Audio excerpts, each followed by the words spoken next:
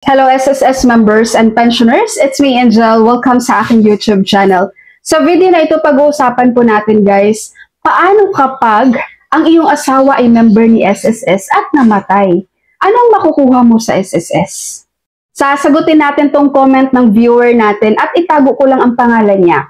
Sabi niya, tanong lang po, paano po kung ang asawa ay namatay pero member siya ng SSS?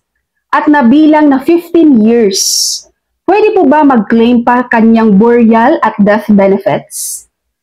Okay, dalawa yung pag-uusapan natin dito guys ha. Una, kapag yung namatay mong asawa ay meron siyang 36 months contributions mahigit. Pangalawa naman, kapag yung asawa mo namatay ay meron lang siyang less than 36 months contributions. Ibig sabihin hindi umabot ng 36 months.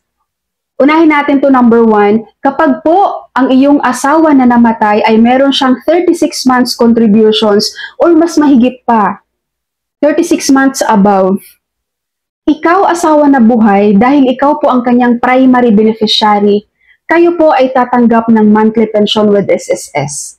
Maliban sa burial or sa funeral, ang death claim na makukuha niyo sa SSS ay monthly pension dahil kayo ay ang kanyang primary beneficiary.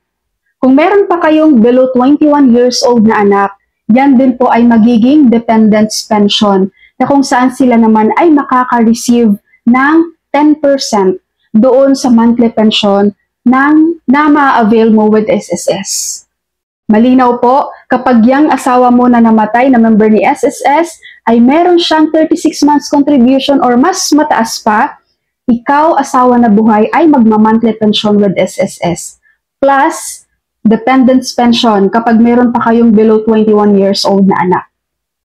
Okay? Pangalawa naman, kapag yung asawa mo na namatay na member ni SSS ay meron lang siyang less than 36 months contributions. Ibig sabihin, hindi umabot ng 36 months contributions. So, ang maa-avail mo lang, asawa na buhay, maliban dun sa burial or funeral, ay lump sum. Hindi monthly pension. Lump sum na lang ang makukuha mo with SSS.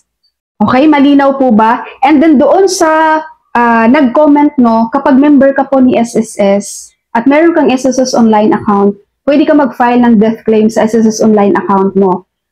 Death claim para doon sa asawa mo na nawala. Pero kapag wala kang SSS online account, mag-walk-in ka na lang. Pero may iba kasing branch ngayon ng SSS guys, nire-required nila ang online filing, lalo na kapag primary beneficiary ang mag-claim. So, puntahan mo na lang din. Malay naman natin yung branch nyo dyan na malapit lang sa'yo ay nag-accept naman sila ng walk-in pagdating sa death claim for primary beneficiaries.